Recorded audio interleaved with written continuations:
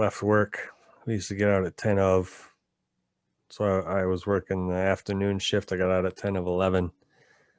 And I got on the bike and I just went home. I got home and the wife goes, "Did you get out early?" No. It wasn't like just barely 11 o'clock. I did like a 25-minute ride in 10. So she wasn't too happy. For good reason, you know? Yeah, Bob was a little bullshit. But it's, I mean, now being older, I mean, I was in my 20s. I probably did like 90 all the way home. But, now, of course, there's less cars on the road at night, but there's a lot of animals crossing streets and stuff like that, and they will severely fuck you up on a motorcycle. Yeah, and I've noticed that some of those fucking animals are suicidal. Especially the squirrels. Squirrels? Yes. Yeah. Deer too, though. Like they'll just jump out fuck in front of you. I haven't had a deer problem on a motorcycle. I rode with a guy that's, bless his heart, Dr. John Kerr. He's hit 3 fucking deer On a his motorcycle. No, shit. It's a Honda Goldwing that he does like iron butt rallies. That's not races. iron butt. That's not iron butt. That's not iron butt. Yeah, iron butt races across the fucking You country. can't do an iron butt on a Goldwing. Yeah. That's like saying that's but it's that's a whole like race class.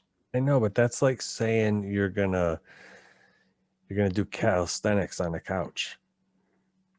I mean, I grant it, but those things are so comfortable.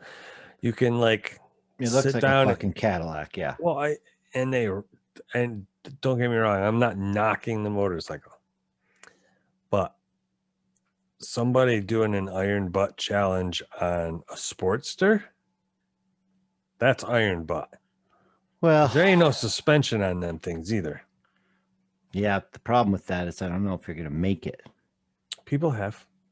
I mean, not physically, just the bike.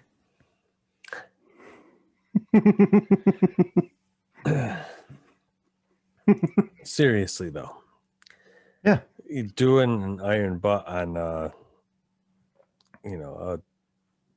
traditional motorcycle as opposed to a Cadillac where, those Goldwings, you can stay in the saddle a lot longer than you could on, say, a dual sport or even an adventure bike. Oh yeah, definitely. We've had this conversation. You usually get your first leg, you usually get about 2 hours, and then after that, it's like maybe an hour and 45, then maybe an hour and a half. Because once you get that hot spot in the butt, it ain't going away. Not without a good extended, you were talking like 30, 35, 40 minutes off the bike, maybe an hour even. But yeah, the Goldwings don't have as much of an issue. It's more like being in a car because you can position yourself. Yeah, and the seats are more comfortable. You've got the backrest, and those iron butt races are insane. They you have to check in at certain places and certain times. Like you got 8-minute fuel ups that includes potty fuel in the store out, and you're on the road. Pretty insane. Well, I mean, you can do the iron butt. You just got to do 1,000 miles in a day. Yeah, but the iron butt races are like clear across the country from one side to the other in 3 days. We're talking you're riding like 18, 19-hour days, sometimes more.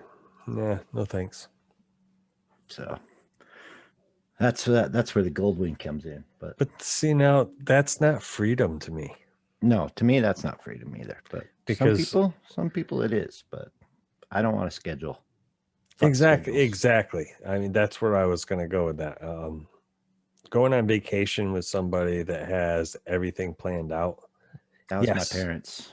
Yes, you see everything that you're supposed to see, but I would rather play it by ear. You have a list of things that you want to maybe see, but maybe prioritize them.